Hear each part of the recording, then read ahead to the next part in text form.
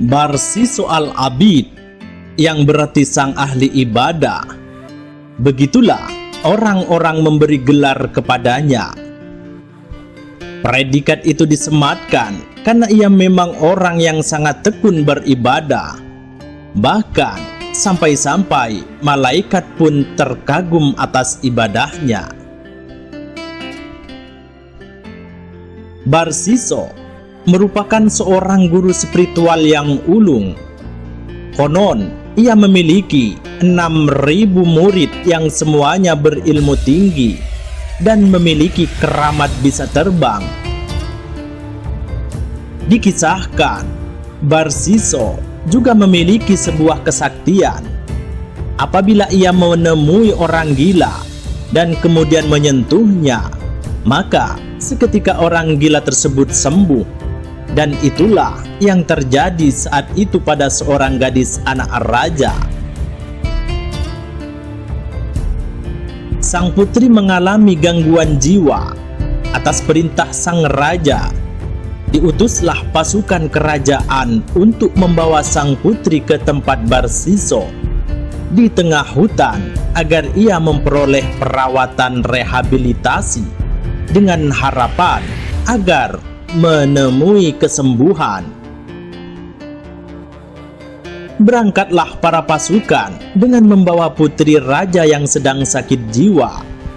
Sesampainya di sana, setelah mengutarakan maksud dan tujuan kedatangannya, para prajurit kerajaan bergegas undur diri untuk kembali ke kerajaan dengan meninggalkan sang putri bersama Barsiso di padepokannya yang berada di tengah hutan. Saat para punggawa telah meninggalkan mereka berdua, saat putri raja masih dalam keadaan gila, dan saat Barsiso hanya ditemaninya di tengah hutan belantara tanpa ada orang selain mereka, iblis pun datang menggoda. "Wahai Barsiso, tidakkah engkau melihat putri raja itu cukup cantik jelita? Ia begitu menggoda. Tidakkah engkau berpikir untuk sejenak bersenang-senang dengannya? Nikmatilah tubuhnya untuk sekali saja. Lagi pula, ia dalam keadaan gila. Sudah tentu, ia tidak akan mengetahui apa yang terjadi saat ini. Setelah kesembuhannya nanti, kalian pun juga hanya berdua di hutan belantara ini. Tak akan ada orang yang mengetahui. Ayolah, kukira pantas bagimu untuk rehat sejenak dari aktivitas ibadahmu yang melelahkan," bujuk iblis dengan penuh kemesraan. Tak dinyana, naas menimpanya. Barsiso tergoda oleh tipu daya iblis terkutuk. Ia pun melakukan zina bersama sang putri yang masih dalam keadaan gila. Namun baru saja melampiaskan nafsu birahinya, iblis kembali merasuk berbisik menggoda ke dalam relung hati Barsiso. "Duhai, celakalah engkau wahai Barsiso. Cepat atau lambat, perbuatan kejimu terhadap sang putri akan diketahui. Orang-orang utusan kerajaan tidak akan terima akan perbuatanmu kepada anak rajanya. Terlebih, engkau sudah terkenal sebagai seseorang yang sakti dan ahli beribadah. Jika hal ini diketahui, reputasimu akan hancur berantakan. Nama baikmu akan tercemar dan seluruh orang akan mencampakkanmu. Lantas, apa yang harus kulakukan?" Batin Barsiso mulai dirundung kecemasan tak karuan. Ia mulai bertanya-tanya terhadap dirinya sendiri dan mencari cara bagaimana untuk menutupi semua ini. Dan lagi-lagi, sang iblis mulai berbisik melancarkan strategi. "Sudahlah, bunuh saja wanita itu. Kemudian kuburlah ia dalam-dalam di atas gundukan pasir. Dan jika para utusan kemari untuk menjemput sang putri, bilang saja bahwa ia telah sembuh dan pamit untuk kembali ke kerajaan seorang diri. Maka semuanya akan beres. Kalaupun ia akhirnya tak kembali, engkau tak akan disalahkan. Mereka pasti mengira bahwa sang putri telah mati, tertikam binatang buas di tengah perjalanannya kembali menuju istana. Dan betapa bodohnya, Barsiso pun kembali mengiyakan tawaran iblis yang seakan penuh kompromi tersebut.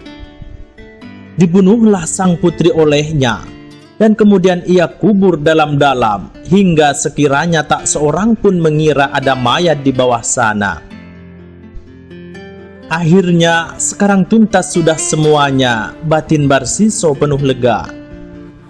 Tidak bagi iblis. Setelah ia berhasil membujuk rayu manusia yang terkenal ahli ibadah dan bisa menyembuhkan orang gila hanya dengan sentuhan tangannya itu, iblis kemudian menjelma menjadi seorang salih ahli ibadah yang seakan dapat mengetahui segala sesuatu yang terjadi.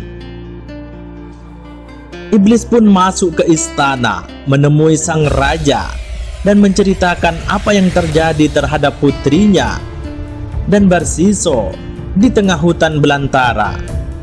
Seketika sang raja mengirim utusan untuk menangkap Barsiso, dan tanpa ampun akhirnya Barsiso dihukum salib oleh sang raja.